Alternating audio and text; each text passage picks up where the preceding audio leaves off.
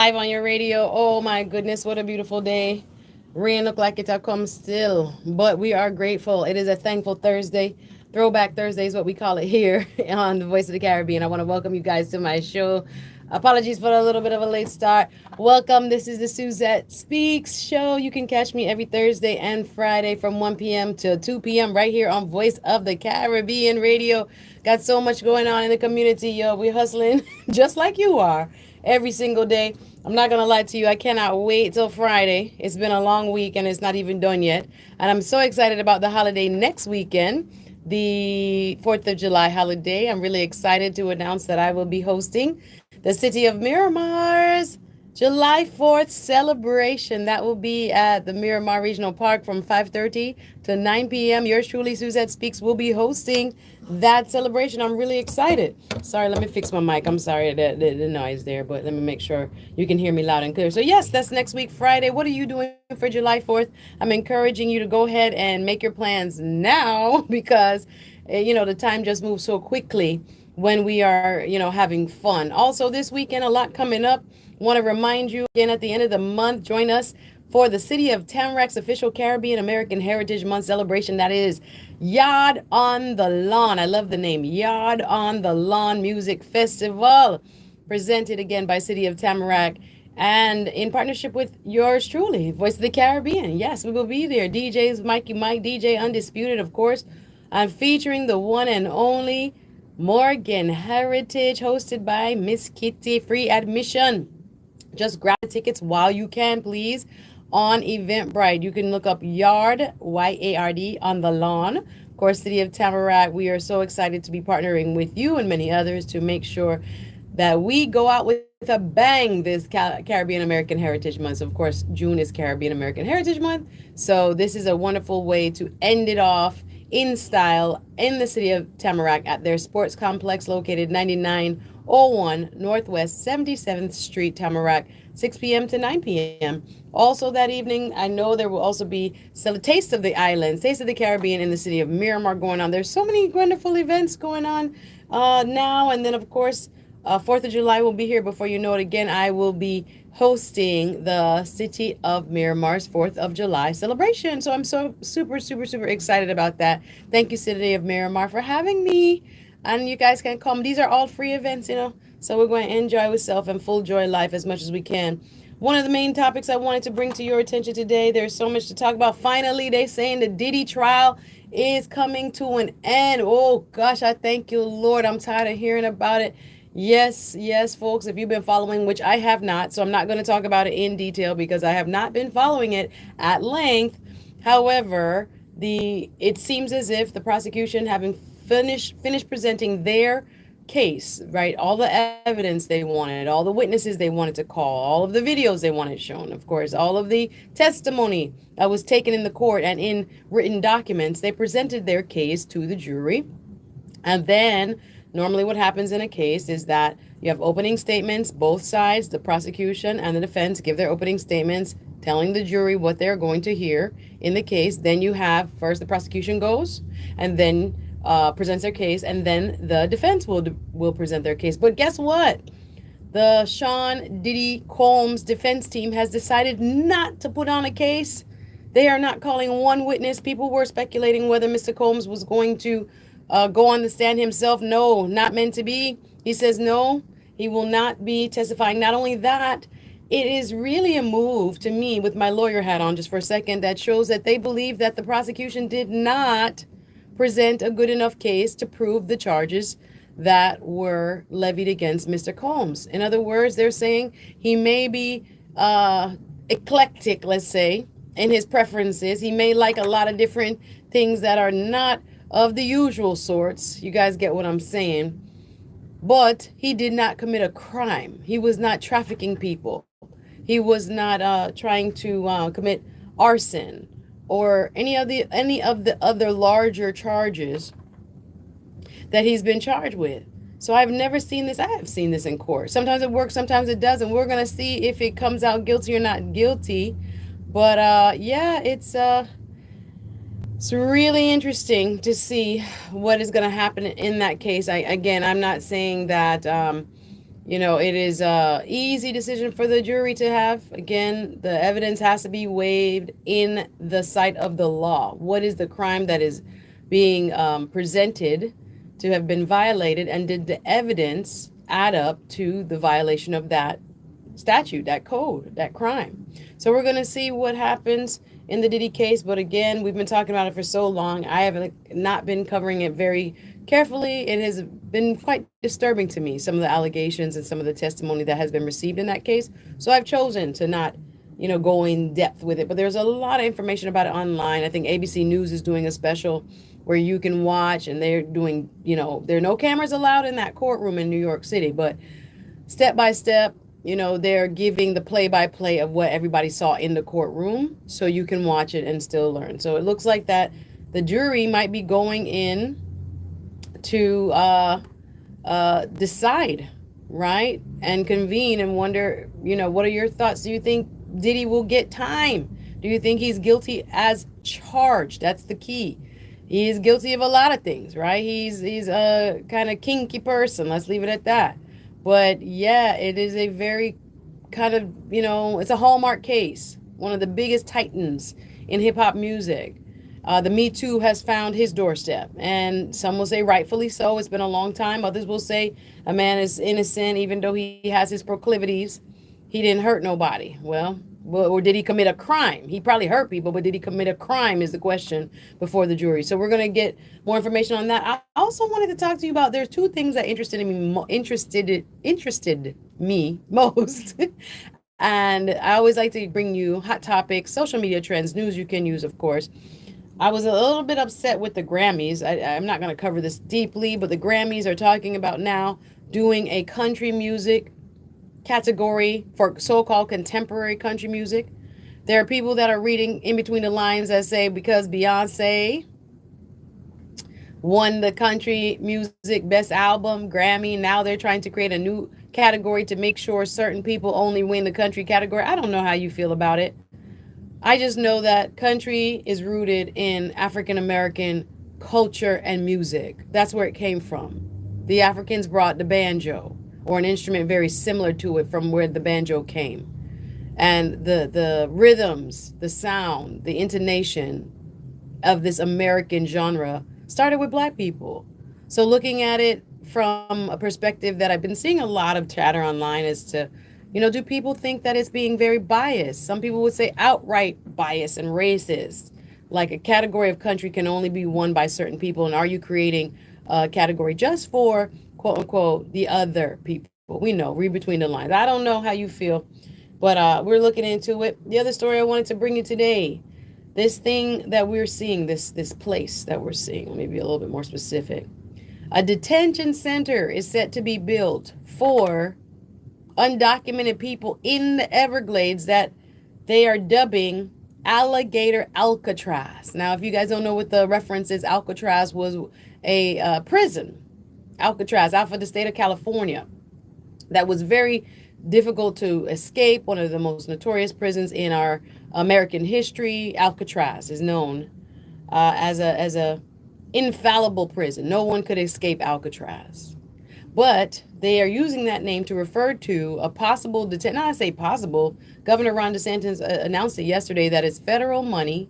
The United States government, the federal government, is actually funding this. It's not taxpayers here in Florida. But they are planning to build a prison for, or they call it detention center, for undocumented people who were captured in the middle of the Everglades, and they're calling it Alligator Alcatraz. So Florida is now fast tracking the Alligator Alcatraz Detention Center in the Everglades, and this is according to Fox 13 out of Tampa. The news broke just this week. Florida is now using emergency powers to take over a remote 30 square mile site in the Everglades to build what they are calling Alligator Alcatraz. Interesting. The site is located at an abandoned Dade Collier Training and Transition Airport. So this is in the middle of the Everglades, y'all. This is on the border of Dade County and Collier County, right? The other side of the water. Naples, right? Collier County is over there. But those two counties meet right there in the middle in the Everglades. So what is being reported? The Florida Division of Emergency Management confirms in a message that was sent out yesterday, June 23rd, in a letter to Miami-Dade Mayor Daniela Levine Cava, that the Florida Division of Emergency Management is immediately occupying the property to support the federal immigration enforcement that has been laid out by the feds. What does that mean? The state said the site will hold up to 5,000 immigration detainees and will operate under the current state of emergency. Construction is already underway. Listen what I'm telling you. The state of Florida, through monies from, according to Ron DeSantis in a press conference yesterday, from the federal government, the United States government in D.C. is actually funding this. This is not being funded by Florida taxpayers.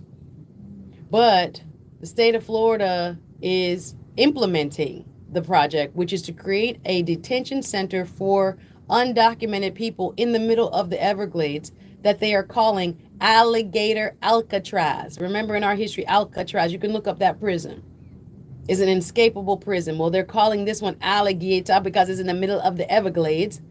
Now, I have been seeing on social media several demonstrations in opposition of Alligator Alcatraz that are being set up for this weekend. Not everybody's in agreement with this, but according to reports, like I'm saying, I'm reading from Fox 13 out of Tampa Bay.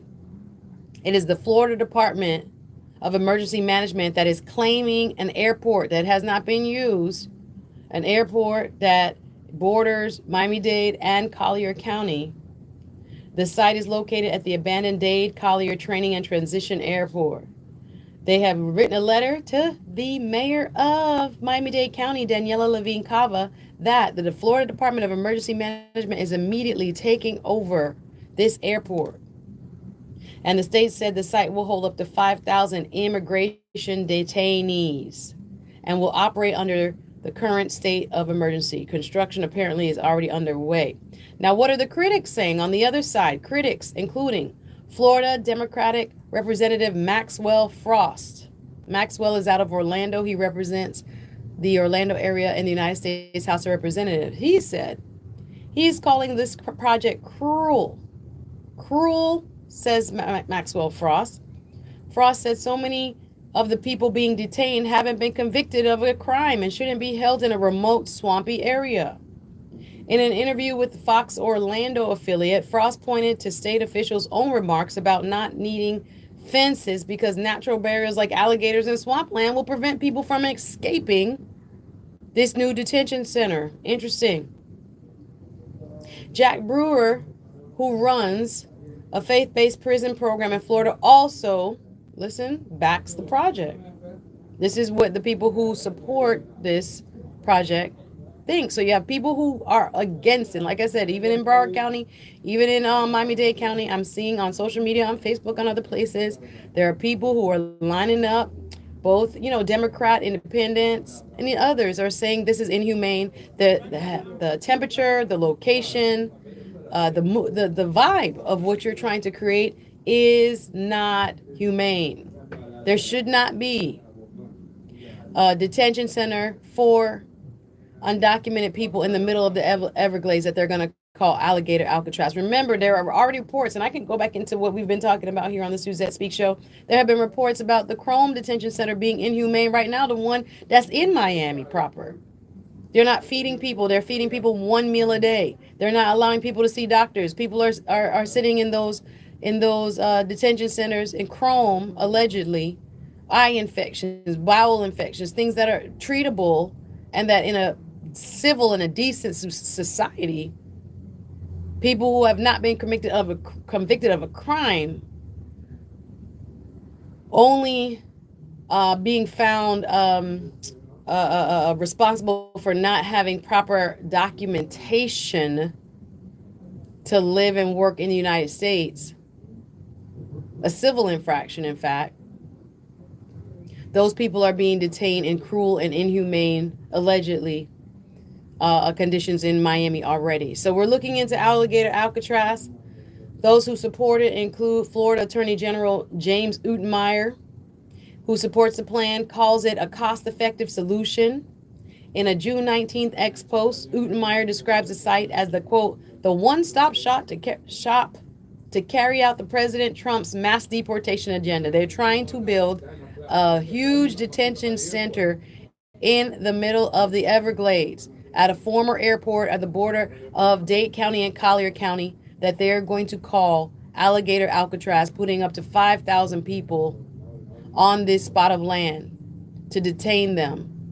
And people are saying they are not, there are people that are in support of, like I'm reading, the Attorney General of the state of Florida appointed by Ron DeSantis to replace former Attorney General who was elected, Ashley Moody, who is now the United States Senator that replaced Marco Rubio when he went to become Secretary of State, among many jobs. Do you follow?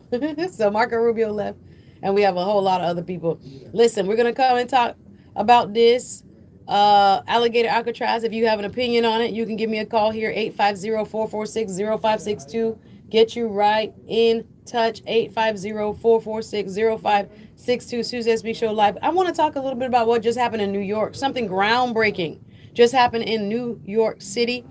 The election of a Democratic socialist. I should say he won the primary. He hasn't been elected mayor yet, but he won the Democratic primary, beating the likes of an Andrew Cuomo and several others. We're going to talk about what his election in New York means. There is so much news I can cover, but of course I'm here for you, the people. Thank you for tuning in. Thank you for supporting. You can listen all the time on our app. You can download our app in the App Store, Voice of the Caribbean. But if you're up in Fort Lauderdale, you listen to us on 92.7 FM, Hollywood 96.1 FM, North Miami as well. And in Miami proper, you can hear us on 94.3 FM all day, every day. We're bringing you the vibes. Stay tuned. More Suzette Speaks Show right after this break. History. It's the Yard on the Lawn Music Festival, featuring the Grammy Award-winning band Morgan Heritage. I'm on live. How are you? Tell me. Oh, did you I don't like your makeup. No, I didn't do it. I'm not doing it this way. This camera is here. Let me turn this off. This camera is here. This was not a purposeful makeup day. I'm just doing it because I have to be live. Oh, but tell me. Did you saw on social media about the Synergy Auto Place in North Carolina? What's the story? It's Let me mute this. Hey guys, let me mute you guys just for. Hey Stephanie. Hey, how are you guys, Dayman, Jim? Thank you for tuning in. Wagwan, wagwan.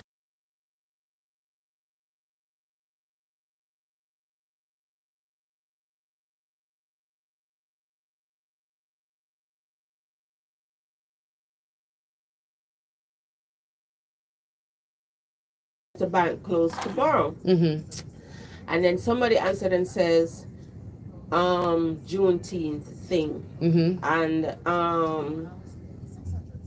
somebody the customer says okie dokie, and then one of the workers like, I know, right? And then somebody was saying, what is Juneteenth?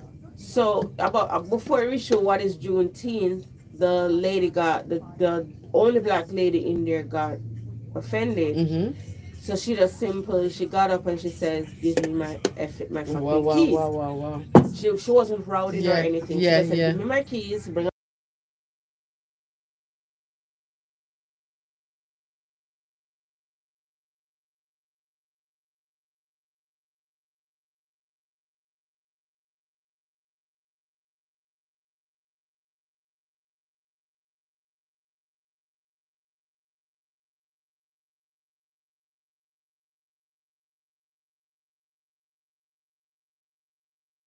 Would be in support of her. of them. Oh. But it backfired on them. Wow. So Show me the story. Let me see. It's called. Let me Google it. It's called Synergy Auto Service in North Carolina. Synergy Auto Care, North Carolina. This one. Okay.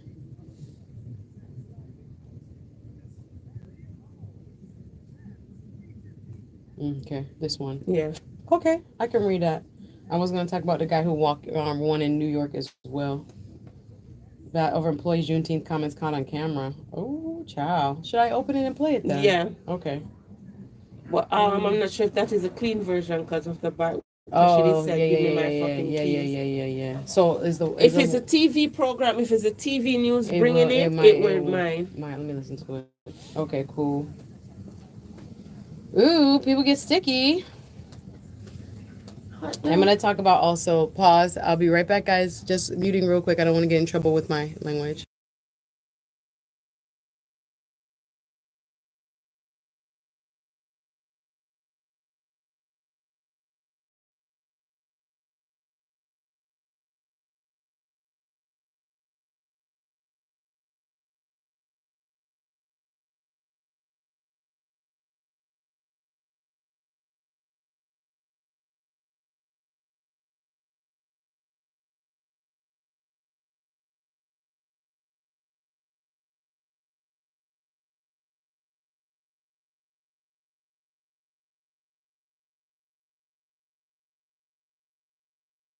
They're in the state. They're in the United States Senate, but this is huge for it to be the biggest city like in America. Oh, New York. Yeah, for him to win it, and so He gonna win it. You don't see half of the people that yeah, live there is between Pakistani and exactly. Jews. And I think they say a quarter of the population in New York is not born in the United States, which makes sense. It's an international New city. York, I think they should just call New The York one name because international. New York does combine of Jews, Yeah. Indians, Caribbeans. Them just need for It's just international. It's an international city of all the people that are there. So, he is. The headline says Democrats fret about the national fallout after Mandami's with Apostle Stevroy Williams for more stuns in the election. all you do is just watch So- that. Watch the commercial.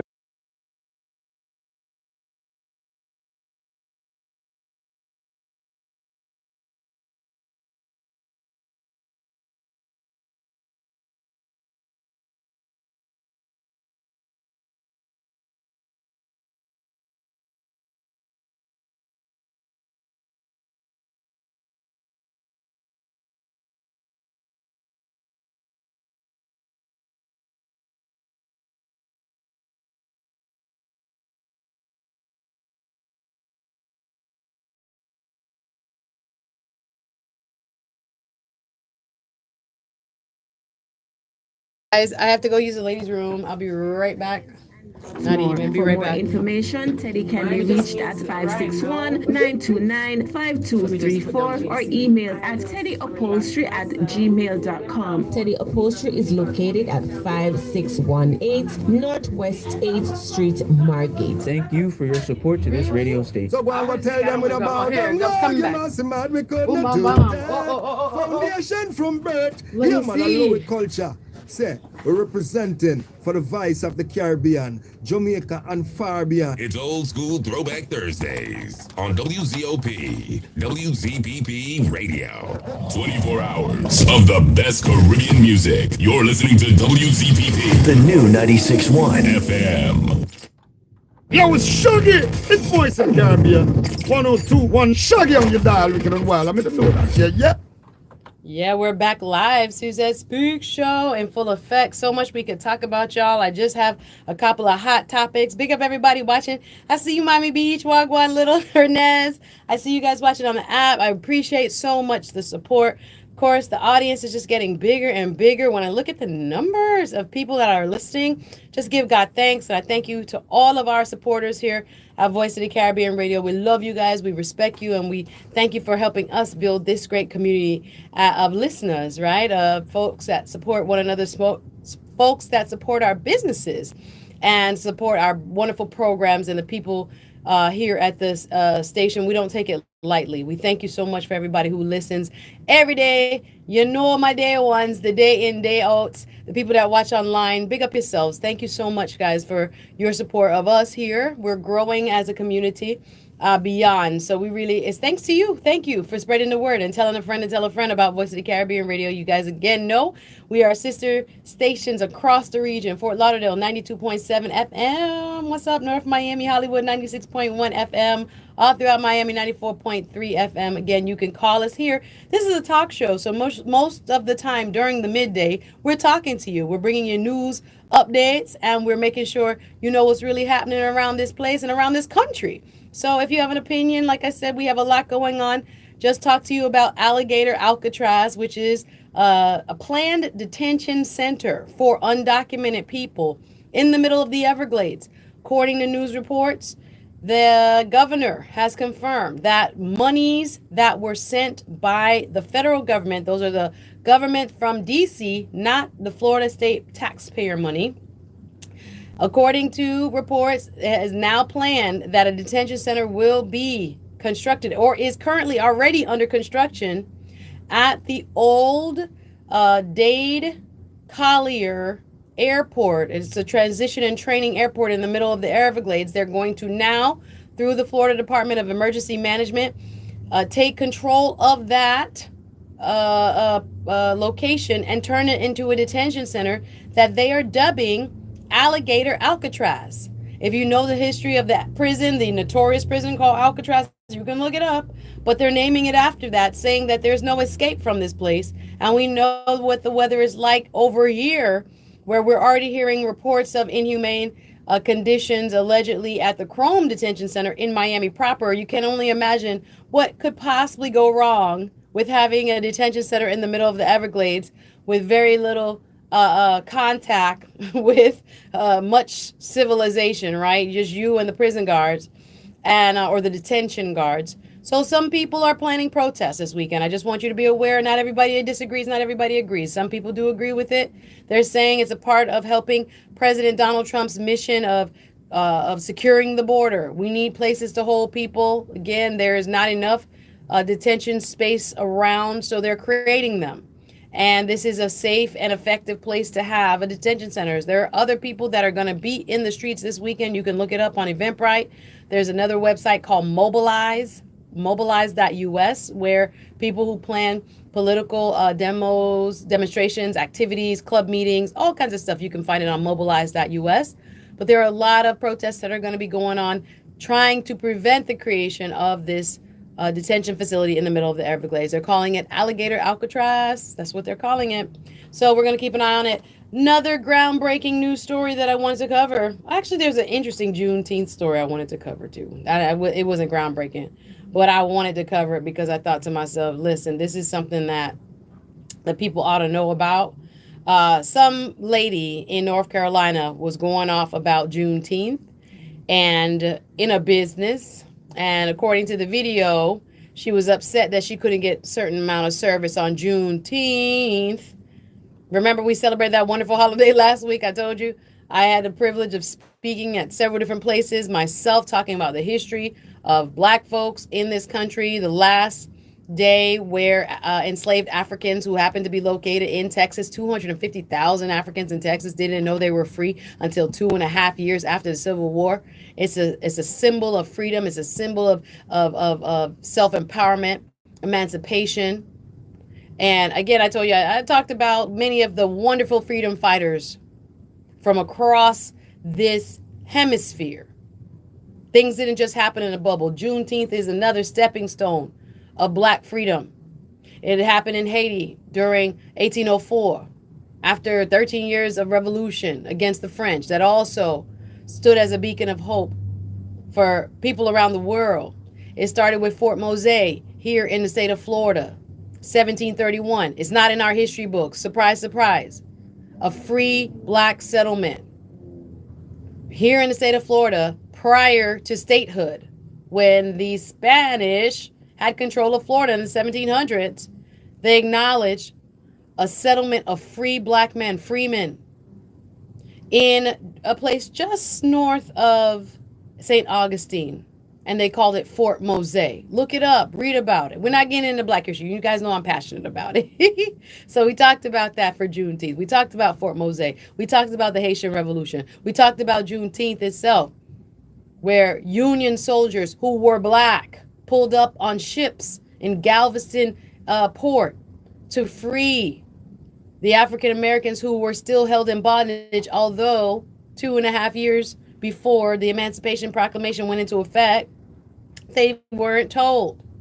And 180,000 Black men fought in the Union Army. That was 10% of the Union soldiers in the Civil War. Another 19,000 Black Navy men served in the Civil War, all contributing to the cause of freedom. So anyway, as we talk about that, I was looking at this story about Juneteenth and this lady going off about why is her car dealership closed during Juneteenth. Baby, they got some backlash. I don't know if I can play it because it has a little bit of adult language in it. But before we get to that, I want to tell you about what happened in New York. There was a groundbreaking election, y'all. Why does this matter? After the election of Donald Trump and what we've been seeing as a result, my goodness, we got war in Iran, excuse me. Apparently, he said the B-52s dropped the bunker busting bomb. Say that 3 times fast. It's not funny because it's killing people for real. Bunker busting bombs. There's dispute as to how much of the bunker did they bust. This is real. Mr. Trump is saying he totally obliterated, or those pilots who flew over Iran on a mission, totally obliterated, quote unquote, Iran's nuclear capabilities. Now there are reports that it may not be so. How does he know? He stated it like the day of the attack over the weekend. And so now it's been disputed.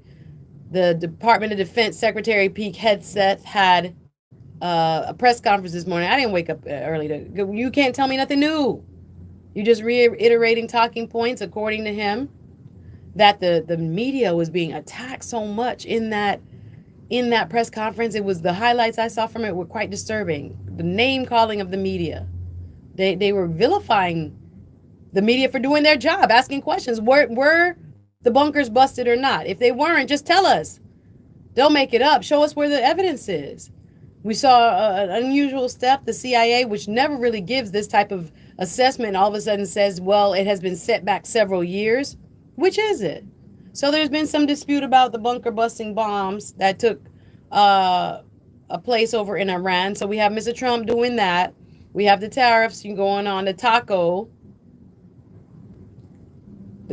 tariff. Trump always chickens out is what taco stands for, if you're just new here. Taco, they're calling Mr. Trump the taco. Trump always chickens out. He give you a high tariff and then he back down and give you back the low one. But in the meantime, the stock market jumping up and down. Meantime, people's money being more uncertain, right? The interest rates at the Fed holding steady, but people are still uncertain about this market, whether or not we're going to go into a recession, etc. So our enemies don't know what Mr. Trump's going to do. Our friends don't know what Mr. Trump is going to do. So all this uncertainty is leading some to make some pundits to make some assumptions about what does this New York mayoral race represent in terms of how people are feeling. So what happened in New York? There was an election, a primary election, right? This is not the general. This is the primary, just between each party's opponents. All the Democrats run against each other in the primary, and then all the Republicans run against each other in the primary, and then one from each side, the winner, is selected to go up against their opponent in the general. But there was a ground-shaking victory for an underdog in New York. Let me tell you about it. This is according to the Associated Press. Reporting out of New York just yesterday, 6 p.m. What happened? The stunning success of a man named Zohran Mamdani. Zohran Mamdani, remember that name, is a 33-year-old self-described democratic socialist. That's how he called himself. I looked on his Instagram today. That's what he calls himself, a democratic socialist. What does that mean? Well, he ran against several big dogs. Let me put it like that. Several heavyweights and won yesterday on the Democratic primary in New York. In the race for the New York City mayor, he has now exposed what they're calling a fiery division that's plaguing the Democratic Party as it struggles to repair its brand nearly half a year, almost 6 months into the Trump presidency. Now, people are saying, why did he win? How could this man win? Again, he serves right now in the New York State Assembly. He's kind of new to the game. He doesn't really have a lot of long-term political experience. But a fresh round, according to the Associated Press reporting yesterday, a fresh round of infighting erupted after Democratic officials, donors, and political operatives on Wednesday, a day after Mamdani's leading opponent, former New York Governor Andrew Cuomo, conceded the primary race. That's a long way. I don't even like how this is written, AP. this is backwards. Basically, Andrew Cuomo lost, and all of the people that donated a big millions of dollars to Andrew Cuomo scratching their head, wondering how they invested into what many would call Andrew Cuomo the establishment. The political money flowed to Andrew Cuomo. The big wigs who are the elected officials, most of them flowed to Andrew Cuomo and thought he was going to win the Democratic primary. But it wasn't Andrew Cuomo that won. Who won? Zoran Mamdani. So Mamdani appears to be on the path to the nomination for the Democratic victor to run in the general election for the New York City mayor. So think about that. Not Andrew Cuomo, not any of the heavy hitters that have kind of, a reputation in New York. Somebody brand new with some really new ideas beat the establishment. Mamdani won in what they call a ranked choice vote counting. And from that counting, it looks like right now he's the winner, but the final outcome of the ranked choice voting will be out next week. Ranked choice is when you don't just vote for one person. You put your first choice, who you would put number 1, your second choice, who you would put number 2, and your third choice, who you would put number 3. And the winners are chosen by the choice you make.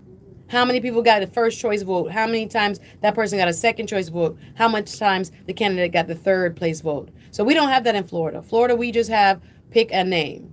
In New York, they tried in this election for mayor, the primary election, they tried ranked choice voting. You can look it up. Ranked choice voting is when you pick more than one person. Your first place person, your second place person, and your third place person. So the final will come out next week.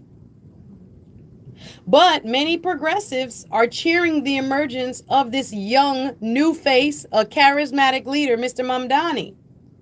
And again, his candidacy caught on with viral campaign videos and a focus on cost of living. He wants to make all New York buses free. He wants to do, I'm going to read some of his platform. Like I said, he's calling himself a democratic socialist. He wants to put higher taxes on the wealthiest 1% of New Yorkers and offer some programs through that tax revenue to the struggling folks in the city. And people were feeling it. People cannot pay their rent. He wants to freeze cost control rent prices because rents are too high. And even in Florida, there is a lot of reporting. I was listening to NPR yesterday when I was listening to a lady out of Jacksonville. I forget the name of the agency. I did work with her on a project before. She basically was doing a survey about, working families. And they were saying half of families in Florida have already been cutting into their savings or cutting back from their food or health care in order to pay their mortgage or their rent. It's a real thing. Cost of living crisis is real. You're not making enough to cover your bills, to cover what you need.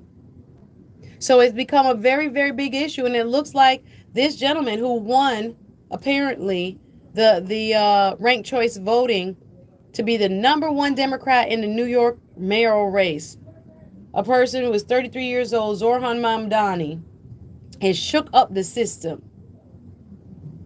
So, again, this apparent victory is much more a debate about who leads America, not just America's largest city, because remember, New York City is America's largest city. But on the other hand, many Republicans were excited to see that he won. So they're looking at it according to the AP. Giddy Republicans viewed Mamdani's success as a political gift that would help shape elections across New Jersey and Virginia this fall and into the next year's midterm elections. So they're saying someone who is so far to the left like Mamdani can only help the Republicans. Do you agree? Not sure what to make of that.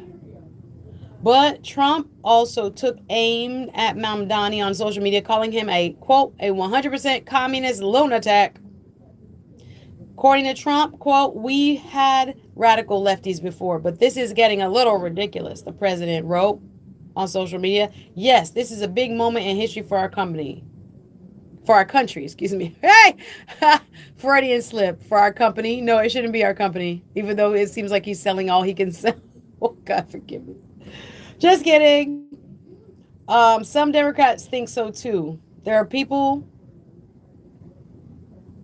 who are a part of the Democratic establishment who don't know what to do or just kind of afraid that this political newcomer who calls himself a Democratic socialist has won in the New York election. We have to stay tuned to see what happens in New York. And will eventually this man, Zohran Mamdani, will he become the mayor of New York? First Muslim American, an immigrant, young, but the people voted for him. So whether the establishment wants this or not, I don't know. The people have spoken. We'll see what the outcome is by the end of next week, but it looks like he has become the winner of the Democratic side of the mayor election in New York. So Larry Summers, according to the AP, the Treasury Secretary under former Democratic President Barack Obama, aired some concerns. He says, I am profoundly alarmed about the future of the Democratic Party of this country because of the New York City results. You would call Larry Summers establishment, right? He says, according to, others in the establishment, they're worried, the Democrats. What does this mean for them?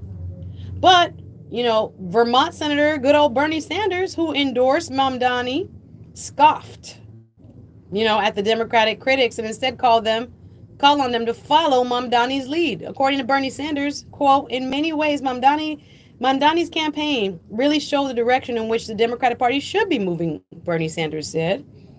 And that is not to worry about what billionaires want, but to worry about what the working class people want, Sanders told the Associated Press. The Vermont senator warned Republicans against a premature celebration because they think, oh no, so people are going to support the Republican because they're going to never want this guy. I don't know.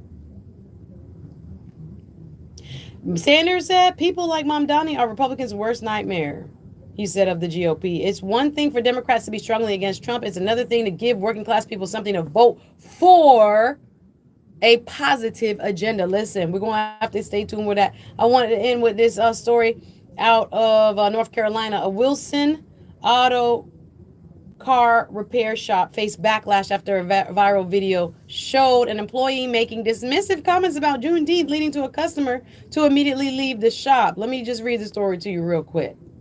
A car repair shop, this is in North Carolina, Wilson, is under fire for comments an employee made about Juneteenth. The viral surveillance footage taken on Wednesday at Synergy Auto Care captured the exchange. This is according to WRAL News in North Carolina. What happened?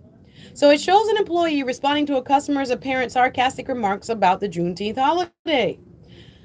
What? Are banks closed tomorrow? One customer in the rating room asked. Juneteenth, a new holiday they added a few years ago, replied the employee. So the customer asked, why are banks closed tomorrow? And then the employee said Juneteenth, a new holiday that they put on a few years ago, right? Okie dokie, then replies the customer. This is at an auto sales shop. Another employee can be heard laughing and saying, I know, right? Wow. A second customer is then seen immediately standing up and asking for her truck back and walking out of the shop.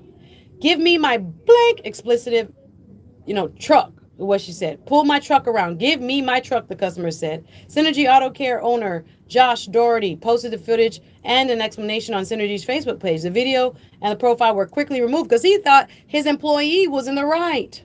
He thought the footage was going to help him say why his employee had responded sarcastically about, making a joke about the Juneteenth holiday. Yeah, I know, right? A new holiday. Yeah, I know, right? But the other lady said, no, give me back my keys. I don't want y'all to work on my truck. If this is the way you feel about Juneteenth and how you're going to express your displeasure, I'll express my displeasure. She take our keys, I'm gone. And they put up the video thinking that the public would agree with them. But unfortunately, the public laid out some backlash against this auto repair shop. Woo, they took down that video quick. Okay, after swift backlash. Quote, it was overflooded and overflowing. It was just not nothing but hate. But so, yes, I took down the video immediately, unshared it from social media, and shut down the page. This is the owner of this shop. Sir, what you thought was going to happen? What you thought was going to happen? That's the owner of the shop. The shop has received comments expressing outrage over the incident. Doherty said 2 employees who were involved have left the shop after receiving death threats. Now, I don't agree with that. You shouldn't put no death threats on nobody. But I do think they should be reprimanded representing your business and being disrespectful to a group of folks. That's what's the implication. Implicitly, that's what people felt. Anyhow, y'all can read this, WRAL. I don't know if Carolina said. The owner said his employees at the center of the controversy did not understand the full context of the history of Juneteenth, which is a holiday on June 19th to commemorate the end of slavery in the United States. It commemorates June 19, 1865, when Union soldiers, many of whom were black, from New York and New Jersey, just FYI, pulled up and landed on Galveston, Texas, with the news that the Civil War had ended and the enslaved persons were now free. This is what the owner of the shop said. Quote, she was thinking the holiday had a whole nother meaning, said Doherty, the owner. She was believing that it had something to do with school letting out teenagers when where the teeth came from. What are you talking about? And she believed it didn't need to be a serious day per se. Sir, WRAL News made several attempts to contact the woman seen leaving the auto shop. Her relative says she was unavailable for the interview. Interesting video. I was going to play some, but I'm afraid that it might cut into a little bit of the bleeps, so I won't play it. But people are standing on business is what I'm telling you. There's a lot more going on. Listen, get active in your community. There are things and are happening across this community, whether it's civics association, volunteer opportunities, or even protests. It's up to you to make a difference in our community, and I want you guys to stay engaged. Remember, lock in June 28th. That's the Morgan Heritage Concert Yard on the Lawn Music Festival, June 28th, City of Tamarack, co-sponsored by Voice of the Caribbean Radio. We will be in the building. Yes, you'll hear a mixing by Mike and Mike, DJ Undisputed, and also see us, Voice of the Caribbean. We will be there celebrating Caribbean American Heritage Month. That's June 28th. Free tickets. Morgan Heritage, Miss Kitty will be the MC, 6 p.m. to 9 p.m. We also want to make sure that you know that next week we have the June 4th celebration. Cannot wait. I will be emceeing the City of Miramar's June 4th celebration, and that will be at the Miramar Regional Park. Can't wait to be there. So join me, and we got to go. We out of time. Thank you so much for listening. Suzette Speaks every Thursday and Friday from 1 p.m. to 2 p.m. Shout out to the team, and we'll be back with Miss Lisa B right after this. Free. Just RSVP at Kekoon.com. That's KEKOON.com.